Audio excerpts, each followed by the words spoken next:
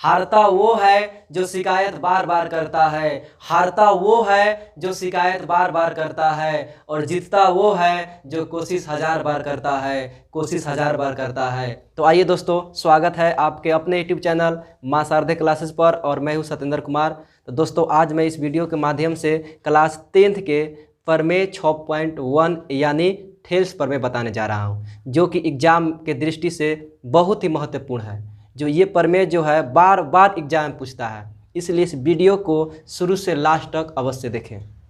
तो आइए देखते हैं। तो प्रमेय आपका दिया हुआ है कि यदि किसी त्रिभुज की एक भुजा के समानांतर अन्य दो भुजाओं को भिन्न भिन्न बिंदुओं पर प्रतिच्छेद करने के लिए एक रेखा खींची जाए, तो ये अन्य दो भुजाएं एक ही अनुपात में विभाजित होती है। ठीक है दोस्तों, तो सबसे पहले हम एक त्रिभुज बनाएंगे। सबसे पहले एक त्रिभुज बना लिए ए बी सी। अब देखिए क्या बोला है कि यदि किसी त्रिभुज की एक भुजा के समानांतर, तो मान ली हम BC के समानांतर एक रेखा खींच लिए। क्या खींच लिए दोस्तों? BC के समानांतर एक रेखा खींच लिए, इसका नाम दे D और E। एक भुजा के समानांतर अन्य दो भुजाओं को भिन्न भिन्न बिंदुओं पर प्रतिच्छेद करती है। देखिए, भिन्न भिन्न बिंदुओं पर अन्य दो भुजाओं को, देखिए यहाँ पर एक प्रतिच्छेद कर रहा है और एक यहाँ पर प्रतिच्छेद कर रहा है। ठीक है दोस्तों, प्रतिच्छेद करने के लिए एक रेखा खींची जाए, तो हम एक रेखा खींच लिए हैं। तो का मतलब होता है सिद्ध कीजिए।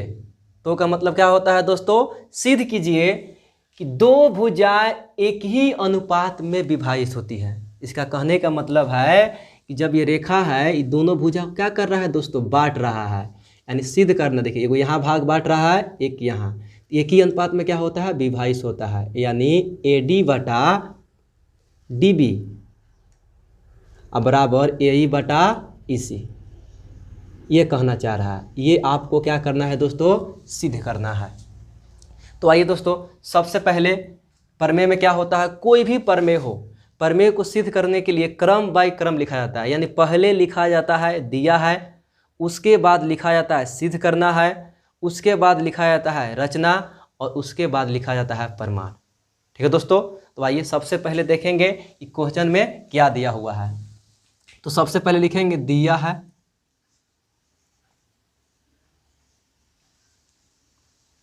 देखिए दोस्तों, इसमें क्या दिया हुआ है? पहले दिया हुआ है कि ABC क्या है? त्रिभुज है। तो यहाँ पर लिखेंगे कि ABC एक त्रिभुज है।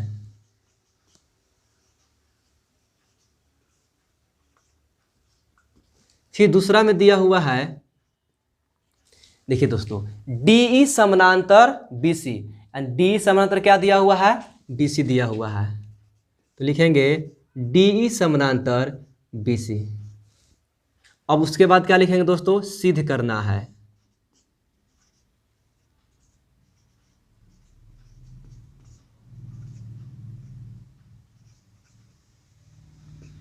सिद्ध करना है। ठीक है दोस्तों, सिद्ध क्या करना है कि जब एक भुजा के समानांतर खींच जाए तो अन्य दो भुजाएं क्या होते हैं? एक ही अनुपात में विभाजित होती है, यानी समान अनुपात में बराबर होता है। AD बटा DB, AD बटा DB बराबर AE बटा EC, ये सिद्ध करना है। ठीक है दोस्तों, अब देखिए दोस्तों, उसके बाद हम लोग रचना करेंगे। रचना का मतलब होता है आगे बढ़ने के लिए रचना किया जाता है, और ऐसा कोई भी प्रमेय बिना रचना के नहीं बनता है। 1% चांस होता है कि कोई एक आध दो प्रमेय होता है जो बिना रचना के बन जाता है, लेकिन कोई भी प्रमेय बिना रचना के नहीं बनता है, और आपको रचना याद करना पड़ेगा। ठीक है दोस्तों, तो आइए सबसे पहले लिखेंगे रचना। देखिए दोस्तों, रचना में हम क्या करेंगे? पहला रचना क्या करेंगे? सबसे पहले हम B को E से मिलाएंगे। क्या करेंगे दोस्तों? B को E से मिलाएंगे और C को D से मिलाएंगे। पहला रचना में क्या करेंगे कि B को E तथा C को डी से मिलाया, डी से मिलाया। ठीक है दोस्तों, बी को ई तथा सी को डी से मिलाया। देखिए बी को ई तथा सी को डी से मिलाया। दूसरा में क्या करना है, दूसरा में लंब खींचेंगे। क्या खींचेंगे दोस्तों, लंब, यानी यहां से एक लंब खींचेंगे, इसका नाम दे रहे हैं एम। एक इधर से लंब खींचेंगे, इसका नाम दे रहे हैं एन। ठीक है दोस्तों, यानी ई एम लंब ए बी, यानी ए बी पर लंब खींचेंगे ई एम। क्या लिखेंगे दोस्तों रचना में कि ई एम लंब ए बी तथा डी एन लंब ए सी खींचा।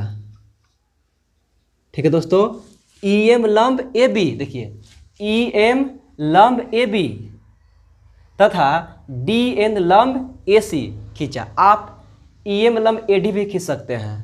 ठीक है दोस्तों, या ई एन डी एन लंब ए भी खींच सकते हैं, लेकिन हम क्या खींचे हैं, ई एम लंब ए बी और डी एन लंब ए सी खींचा। ये दो रचना किए। अब लिखेंगे प्रमाण। ठीक है दोस्तों, तो प्रमाण में सबसे पहले करना क्या है कि त्रिभुज का क्षेत्रफल निकालना है। उस त्रिभुज का क्षेत्रफल निकालेंगे जिसमें एडी भुजा आए। ठीक है दोस्तों, अब देखेंगे एडी भुजा किस किस त्रिभुज में आ सकता है। देखिए एक बार क्या करेंगे कि ए डी ई, एक बार इधर से त्रिभुज का क्षेत्रफल निकालेंगे और एक बार इधर से त्रिभुज का क्षेत्रफल निकालेंगे।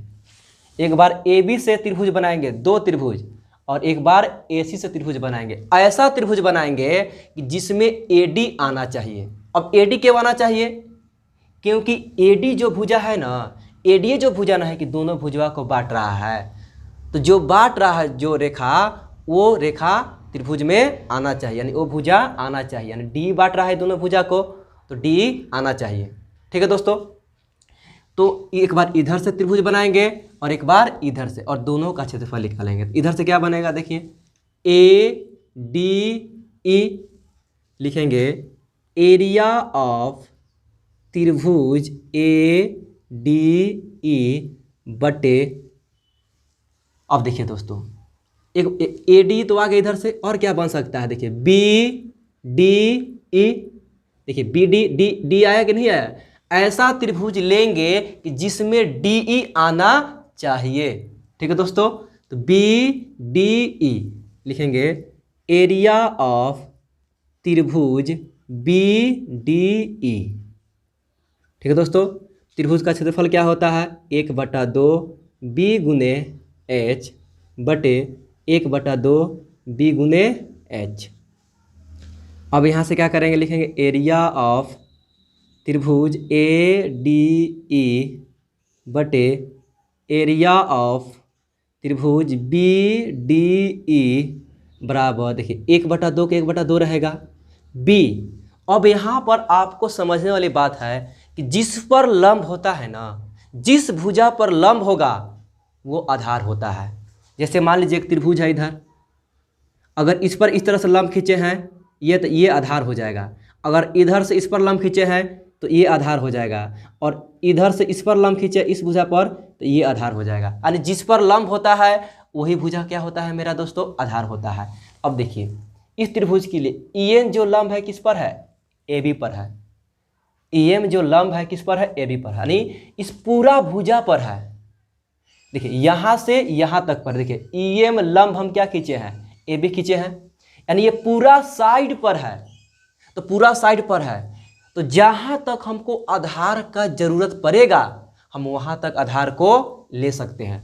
इस त्रिभुज के लिए देखिए ADE, इस त्रिभुज के लिए सिर्फ आधार क्या चाहिए, इधर वाला AD चाहिए, तो हम AD क्या हो जाएगा दोस्तों, आधार हो जाएगा। यानी लिखेंगे AD गुने लंब क्या होगा, EM होगा, क्या होगा EM बटे 1/2।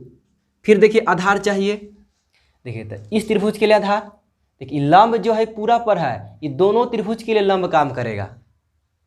ठीक है दोस्तों, ये जो है दोनों त्रिभुज के लिए, इसके लिए भी और इसके लिए भी, कि पूरा पर लंब है, यहाँ यहाँ हर जगह काम करेगा।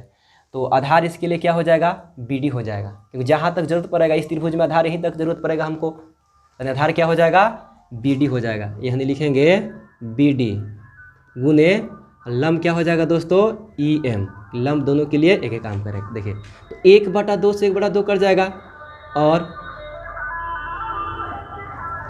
EM से EM कट जाएगा। ठीक है दोस्तों, क्या आया, एरिया ऑफ त्रिभुज ADE बटे एरिया ऑफ त्रिभुज BDE अब बराबर क्या आया, AD बटे BD आया। क्या है दोस्तों, AD बटे BD। इसको इक्वेशन 1 मान लेंगे। अब इसी प्रकार क्या लिखेंगे दोस्तों, इसी प्रकार देखिए, अब इसी प्रकार जब इन्हें वाला त्रिभुज का क्षेत्रफल निकालेंगे ना तो ये वाला आएगा। देखिए जैसे हम इधर वाला के निकाले तो AD बटा क्या आया, DB आया। जब इधर से त्रिभुज का क्षेत्रफल निकालेंगे तो ये वाला आएगा, AE बटा EC आएगा। तो लिखेंगे इसी प्रकार एरिया ऑफ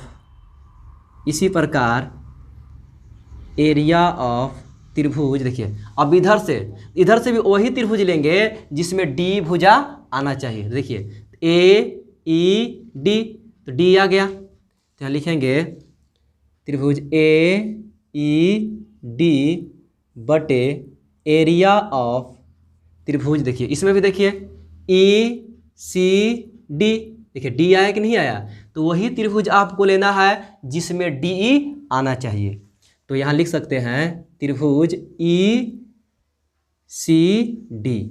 जब इसको इसी तरह सेम दम हल होगा तो सेम हल करेंगे, जब एक के नियम 2 बार लगता है तो इसी प्रकार लिख दिया जाता है। ठीक है दोस्तों, तो जब इसको सेम इस तरह से हल करेंगे ना तो ये वाला आएगा, तो लिख देंगे AE बटा EC। क्या लिख देंगे दोस्तों, AE बटा EC। अब इसको मान लेंगे 2। अब हम यहाँ से देखेंगे कि हमको सिद्ध करना क्या है, AD बटा DB और बराबर AE बटा EC। अब हम देख रहे हैं कि हमारे पास आया क्या है, तो AD बटा BD और AE बटा EC, लेकिन दोनों बराबर नहीं है।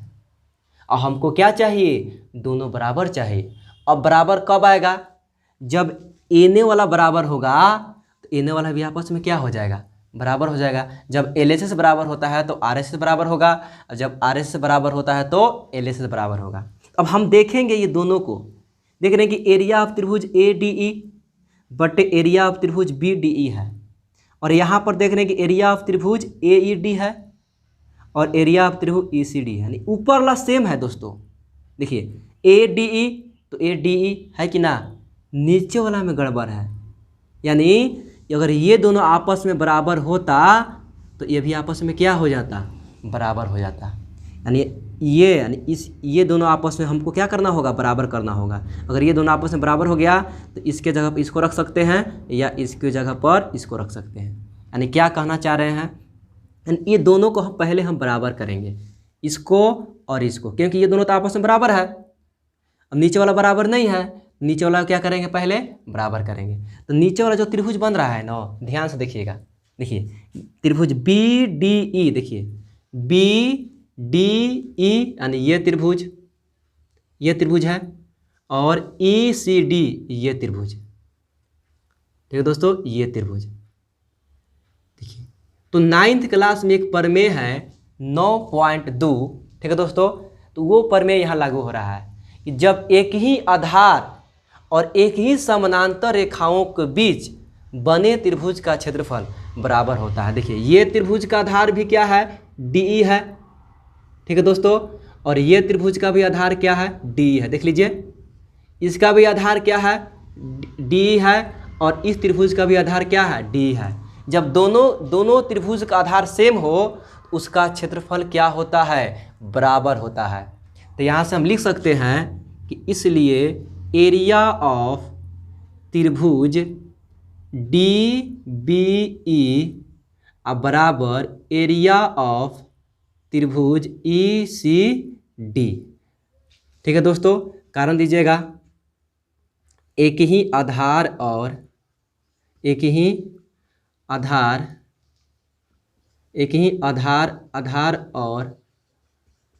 आधार और एक ही समानांतर रेखा के बीच बने एक ही समानांतर रेखा के बीच बने समानांतर रेखा के बीच बने त्रिभुज का क्षेत्रफल बराबर होता है। त्रिभुज का क्षेत्रफल बराबर होता है। ठीक है दोस्तों, लिखा है त्रिभुज का क्षेत्रफल बराबर होता है, समझ जाइएगा। चलिए, ये आपको याद रखने वाली बात है।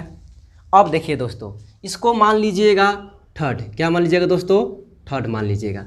अब यहाँ से देखिए, अब या तो हम एरिया ऑफ त्रिभुज डी बी के जगह पर एरिया ऑफ त्रिभुज ई सी डी लिख सकते हैं, या तो हम एरिया ऑफ त्रिभुज ई सी डी के जगह पर एरिया ऑफ त्रिभुज डी बी लिख सकते हैं। ठीक है दोस्तों, तो चलिए हम डी बी ई के जगह पर क्या लिख रहे हैं? ई सी डी लिख रहे हैं। तो देखिए, डी बी ई के जगह पर क्या लिख रहे हैं? ई सी डी। तो 1 और 3 को देखेंगे, यानी क्या लिख सकते हैं? एरिया ऑफ त्रिभुज ए डी ई बट, देखिए अब हम इसके जगह पर क्या लिख सकते हैं? ये वाला लिख सकते हैं क्योंकि बराबर है, यानी एरिया ऑफ त्रिभुज ई सी डी अब बराबर क्या? ए डी बटा क्या है दोस्तों? बी डी है। ए डी बटा बी डी, इसको मान लेंगे 4। ठीक है दोस्तों, अब हम क्या करेंगे? चलिए अब किसको देखेंगे? 2 को देखेंगे और 4 को देखेंगे। देखिए 2 और 4 को देखिए, एरिया ऑफ त्रिभुज ए ई डी, अरे ए डी ई बोले चाहे ए ई डी बोले, बात तो वही है। देखिए ए डी ई बोले चाहे ए ई डी बोले, त्रिभुजवा तो वही ना है। अब देखिए एरिया ऑफ त्रिभुज ई सी डी और एरिया ऑफ त्रिभुज ई सी डी, यानी एलएसएस क्या है दोस्तों? बराबर है। जब एलएसएस बराबर है, यानी एने वाला बराबर है, तो ओने वाला भी क्या होगा? बराबर होगा। यानी एलएसएस बराबर है तो आरएस भी बराबर होगा। यानी इसलिए लिख सकते हैं क्या कि ए डी बटा बी डी बराबर ए ई बटा ई सी। ठीक है दोस्तों, ए ई बटा ए डी बटा बी डी बराबर ए ई बटा ई सी। कहाँ से? 2 तथा 4 से। देखिए 2 और 4 को देखे हैं, 2 तथा 4 से। देखिए 2 को देखे हैं और 4 को देखे हैं, एने वाला बराबर है तो एने वाला भी क्या होगा? बराबर होगा। तो ये आपका प्रूफ हो गया, यही प्रूफ करना था। ठीक है दोस्तों, इसलिए इस वीडियो को लास्ट शुरू तक अवश्य देखें, और ये एग्ज़ाम में बहुत बार पूछा है। आप इसका स्क्रीनशॉट ले सकते हैं, और उम्मीद करते हैं कि ये वीडियो आपको बहुत ही अच्छी तरह समझ में आया होगा। अगर मेरी वीडियो आपको अच्छा लगा हो तो इस चैनल को सब्सक्राइब करें और अपने दोस्तों के पास अधिक से अधिक शेयर करें। जय हिंद, जय भारत।